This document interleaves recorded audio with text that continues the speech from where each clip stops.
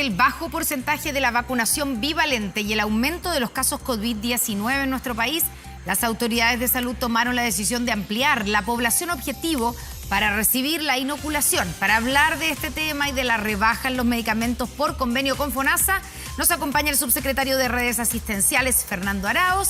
Subsecretario, ¿cómo está? Muy buenas tardes. Muy buenas tardes, Constanza. Un gusto poder estar aquí conversando sobre este tema tan importante, ¿no? Porque la pandemia todavía no nos abandona. Exactamente, como que uno de repente se le olvida, ¿cierto? O queremos olvidarnos, pero la verdad es que ahí está la pandemia todavía y a veces acecha con aumentar los casos en este momento, ¿cierto? En el mundo entero. Por eso es preocupante el número de vacunados con la vacunación bivalente. Quiero preguntarle primero cuál es ese diagnóstico del porcentaje de población objetiva que teníamos hasta ahora, de la gente que tenía que vacunarse. ¿Qué porcentaje se ha vacunado? Bueno, hasta el día de hoy tenemos tasa de vacunación de la vacunación bivalente. Sí. Que es una vacunación anual de alrededor de un 28% de la población objetivo que se había fijado en una primera etapa. Ahora vamos a pasar a una segunda etapa en donde se va a incorporar, y este es el anuncio del día, dada la situación de incertidumbre que ha existido en China, en donde están en el invierno, ¿no es cierto?, en el hemisferio norte, y este aumento explosivo de casos de COVID-19 y en particular la variante Omicron. Es importante destacar que la vacunación bivalente, que esta nueva vacuna tiene, genera efecto de inmunidad también contra la vacuna, contra, digamos, el virus de Omicron y las subvariantes. Por lo tanto, es muy importante reforzar esto y es por eso que hemos disminuido la edad de cobertura a los 50 años. O sea, toda persona sobre 50 años desde el día lunes va a poder acceder a esta vacunación gratuita y además hemos ampliado este grupo a vacunarse a distintos grupos específicos, como por ejemplo seguridad, Fuerzas Armadas, las personas del rubro del transporte, del rubro educativo, y también personas cuidadores, por ejemplo, profesores, personas que cuidan a ancianos, personas mayores, también van a estar incluidos dentro de este grupo, por lo tanto van a poder acceder a esta vacunación gratuita. Subsecretario, para entender qué es lo que pasa, por qué la gente no se está vacunando, y ahí quiero preguntarle si hay algún mea culpa por parte también de ustedes, del Ministerio, de que tal vez la campaña o no se ha hecho suficiente campaña o comunicación de riesgo. ¿Por qué pasamos de ser el país como líder en la cantidad de vacunados a tener apenas el 28% de la población objetivo vacunada? ¿Qué pasó? ¿O qué falló? Es importante destacar, ¿no es cierto?, que Chile ha sido pionero en las estrategias de vacunación contra el COVID-19 a nivel global, incluso mucho más allá de países de latinoamericanos u otros países desarrollados. Ya tenemos una población altamente vacunada, sobre el 80% con 4 dosis, que ha sido un esfuerzo tremendamente importante. Ahora, hemos lanzado esta nueva vacunación bivalente, con una vacuna de segunda generación que genera esta inmunidad contra la variante y las subvariantes que están circulando ahora, y con vistas al invierno nos parece muy importante tener que reforzar.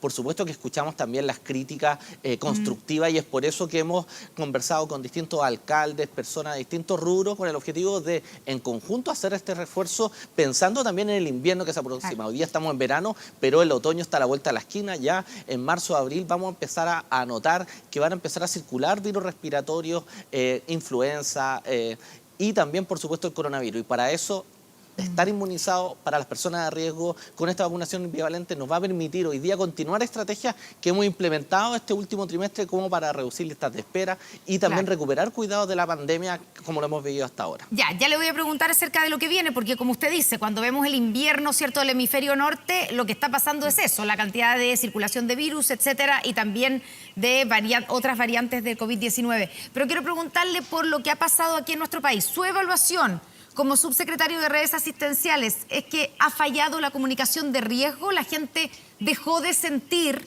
que el COVID-19 era un problema?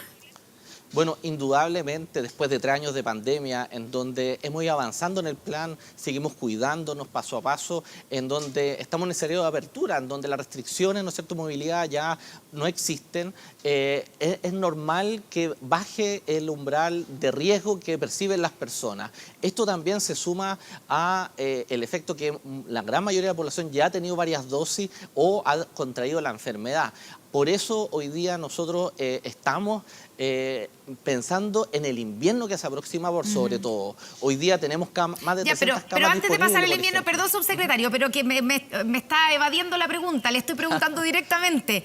¿Les faltó comunicación de riesgo a ustedes, a las autoridades, que son las encargadas de la campaña, de comunicarle a la gente que hay que vacunarse? ¿Les faltó y por eso entonces hay que cambiar la estrategia? Esa es mi pregunta.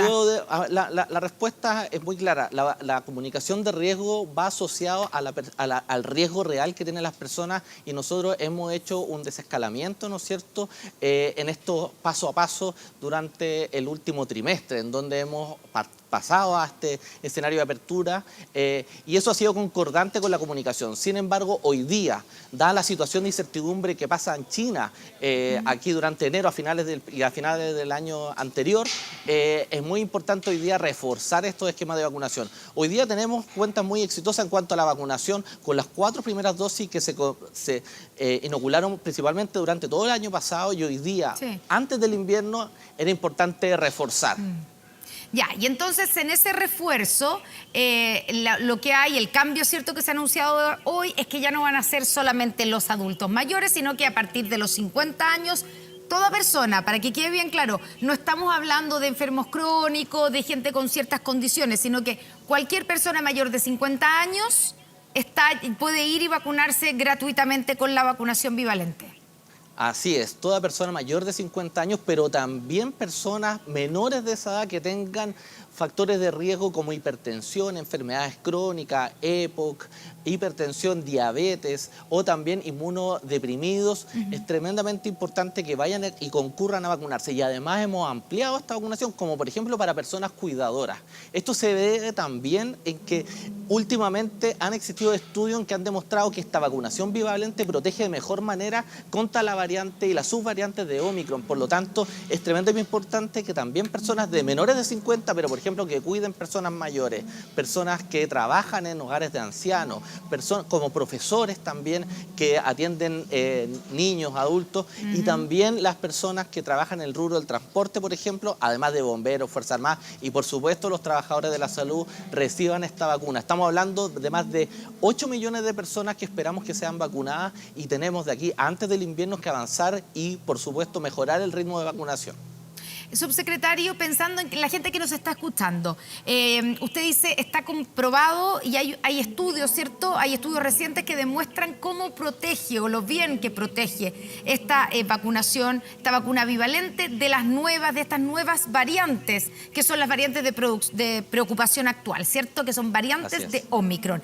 ¿Cuáles son esos resultados? ¿Qué es lo que dicen esos resultados? ¿Cómo protege de esta vacuna de qué protege? Porque no es que proteja de contagiarse, pero sí de la muerte o de una enfermedad grave. Primero, protege contra el riesgo de contraer la enfermedad o presentar síntomas en un porcentaje no menor de la población que ha sido inoculada. Pero el principal efecto es que protege contra enfermar gravemente, incluso morir por el virus.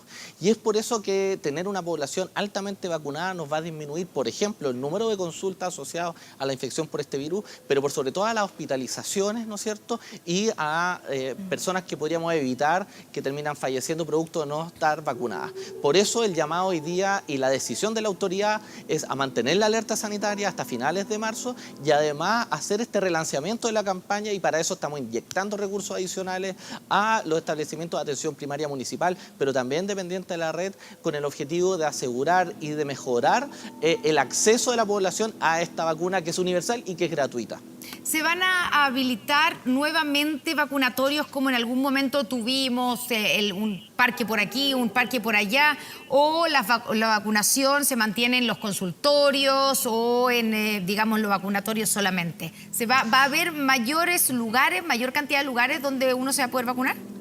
Exactamente, hoy día tenemos más de 950 puntos de vacunación de Arica a Magallanes, pero además estamos trabajando con las municipalidades para entregar recursos y habilitar puntos de vacunación extramural en distintos lugares, hoy día por ser venario, por ejemplo, en balnearios o en otros centros que históricamente en esta campaña de vacunación contra el COVID-19 habían estado funcionando. Para eso hemos destinado más de 15.000 millones de pesos que van a ser transferidos a las distintas municipalidades con el objetivo de reforzar con funcionarios de la salud y puntos de vacunación, no solamente en los CEFAM o en los centros de salud, sino que también extramural a través de vacunatorios móviles. Subsecretario, pensando en lo que está ocurriendo en China, ¿cierto? Que es el origen de todo en términos del COVID y por lo tanto siempre estamos mirando lo que está pasando allá y obviamente es una situación de preocupación. ¿Cuán preocupado están las autoridades, ustedes, de que empiece a aumentar el número de contagios y de que empecemos a tener una nueva ola con estas subvariantes de Omicron? Bueno, hasta el momento la información que tenemos es que en China, que había tenido una estrategia de cero COVID, es decir, que ha tenido medidas restrictivas para evitar que sus personas, de sus habitantes se contagiaran, hoy día ha ido flexibilizando esto. Y esto ha generado un aumento de manera importante de personas infectadas con este virus, que han llegado muchas de ellas a los hospitales y han congestionado sus centros asistenciales. Esto se suma además, bueno, por supuesto que en invierno, el frío, la lluvia hace que las personas tiendan a hacinarse y aumenta la circulación viral, pero también vemos lo que está pasando en Estados Unidos con el aumento de los virus respiratorios invernales como influenza, virus respiratorio sincicial, lo que nos hace prever que este va a ser un invierno muy duro. Y eso nos hace hoy día a nosotros aumentar o prolongar la alerta sanitaria y además partir y reforzar los puntos de vacunación de manera anticipada con el objetivo de evitar tener una alta demanda asistencial. Ya, pero ustedes en términos de proyecciones, ¿están pensando que podríamos tener una nueva ola de COVID a medida que llegue el otoño o está descartado eso? No, por supuesto que sí. Vamos a tener nuevas olas de aumento de virus respiratorios invernales y también de COVID. Tenemos que estar preparados para ello y es por eso que el llamado a la población es a vacunarse antes que esto suceda. Y es por eso que vamos a entregar estos recursos y durante el verano y durante marzo vamos a estar insistiendo fuertemente en que esta población de mayor riesgo se vacune. Pero también continuamos con el esquema inicial. Es decir, hay personas hoy día que tenemos que todavía no tienen su tercera o cuarta dosis y están a tiempo todavía de inocularse. ¿Cuánta gente no ha completado sus 4 dosis? Tenemos más o menos un 10% de la población todavía, perdón, un 20% de la población que se puso tercera dosis, no se ha puesto la cuarta dosis, lo que necesitamos es que avanzar en ese sentido. Claro. Así que eso está disponible en todos los puntos de vacunación, así que las personas, por favor, que se acerquen. También sigue funcionando el yo mevacuno.cl, donde pueden ver su carnet de vacunación, ver la fecha y con eso también concurrir al punto de vacunación correspondiente. ¿Se está evaluando algún tipo de incentivo más allá de, digamos, llamar a la gente a vacunarse, como usted lo está haciendo, ¿cierto? Y ampliar los puntos de vacunación. ¿Se está evaluando algún tipo de incentivo como en algún momento tuvimos? Que si no estoy vacunado y soy del grupo, digamos, que debiera vacunarme, no voy a poder entrar a alguna parte o voy a tener más acceso o menor acceso, o eso no está en el plan. Bueno, ahora en el plan de apertura que tenemos hoy día no contempla el uso de pase de movilidad como existía anteriormente. De todas maneras, nosotros con el Consejo Nacional de Respuesta Pandémica estaremos analizando semana a semana el escenario internacional y nacional del número de casos que tenemos y la presión que tiene la red asistencial, y en eso, por supuesto que no podemos descartar, porque en el caso de ser necesario pudiera retrocederse a alguna fase, situación que por supuesto no queremos, por supuesto que nosotros queremos prevenir ese tipo de situaciones y por eso el llamado a vacunación es tan importante. Ya, y los factores que ustedes están mirando, además del aumento de casos, porque ha habido un aumento, eso es evidente, ¿cierto? Hoy día hay un mayor número de contagios de COVID que hace un mes o hace 3 semanas. Pero me imagino que el factor importante será el número de hospitalizaciones, ¿cierto? Y el número de fallecidos. ¿Eso cómo ha evolucionado? ¿Ha aumentado el número de hospitalizaciones y el número de fallecidos? La verdad es que yo diría desde octubre del año pasado hasta se ha mantenido bastante estable el número de pacientes que requieren cama UCI a nivel nacional. Hoy día tenemos una ocupación de un 83% de las camas UCI a nivel nacional, con aproximadamente 120 pacientes usuarias, digamos, de este tipo de cama de mayor complejidad con COVID-19. Sin embargo, también es importante destacar que también tenemos demanda asistencial, tenemos que recuperar listas de espera, cuidados postergados, cirugía, que también ocupan este número de camas. Por eso es tan importante hoy día hacer este llamado a la responsabilidad de la población población que se pongan al día con su esquema de vacunación y con esta vacunación bivalente y con el objetivo para poder continuar con las distintas estrategias de recuperación de cuidado y evitar, ¿no es cierto?, tener población no inmunizada que requiera cama UCI en un futuro. Subsecretario, y en términos de las medidas de los extranjeros o chilenos que llegan a nuestro país, ¿se está evaluando algún cambio? En algún momento se conversó y se habló, por ejemplo, de exigir PCR a quienes vinieran desde China, que es algo que algunos países están aplicando en Europa, por ejemplo. ¿Se está evaluando esa posibilidad aquí en nuestro país? Bueno, por supuesto, sin lugar a dudas lo que se está haciendo es que para las personas que provienen o han pasado por China se están midiendo las PCR, la vacunación y además se está haciendo un mayor número de testeos con el objetivo de identificar posibles variantes nuevas que estén ingresando al país y estas van a secuenciamiento. Es parte de la vigilancia que hoy día está focalizado con los viajantes que provienen de China, porque para el resto de personas que ingresan se mantienen las medidas como han estado hasta ahora. Subsecretario, nos queda otro tema, nos queda poco tiempo, pero hablemos del anuncio que hicieron de la rebaja en el precio de los medicamentos por convenio con FONASA. ¿De qué se trata? ¿A quiénes beneficia? ¿Qué tipo de medicamentos son los que van a rebajarse? Esto es algo muy, muy importante. El FONASA hace una licitación a nivel nacional con distintas farmacias en todas las regiones en donde licita para bajar el precio que tienen los medicamentos para la población de FONASA. ¿Esto qué significa? Que vamos a duplicar, más de que duplicar el número de medicamentos en beneficio, que son aproximadamente 6.900 medicamentos que van a ser incorporados en estas canastas y que las personas que son FONASA pueden buscar en el sitio web de FONASA si está su medicamento que quieran comprar y en qué farmacia están en convenio y de esta manera acceder a precios que son muy beneficiosos, que van en rebaja en promedio de 23%, pero hay medicamentos que tienen rebaja del 10% o incluso hay algunos que tienen rebaja del 90% de su precio. Así que ¿y qué tipo de medicamentos son? Estoy pensando, ¿cuáles son? Hay medicamentos que son los más populares o tal vez los más caros. ¿Alguno que usted se acuerde que diga, este por ejemplo tiene una rebaja importante?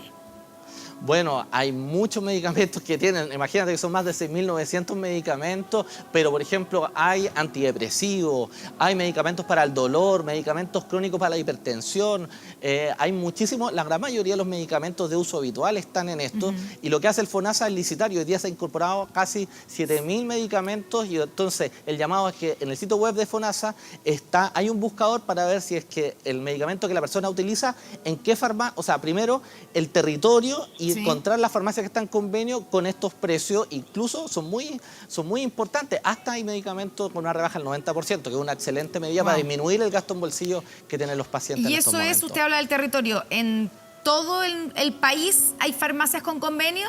Si yo vivo en Arica, voy a tener que viajar a Coquimbo a buscar en la farmacia con convenio.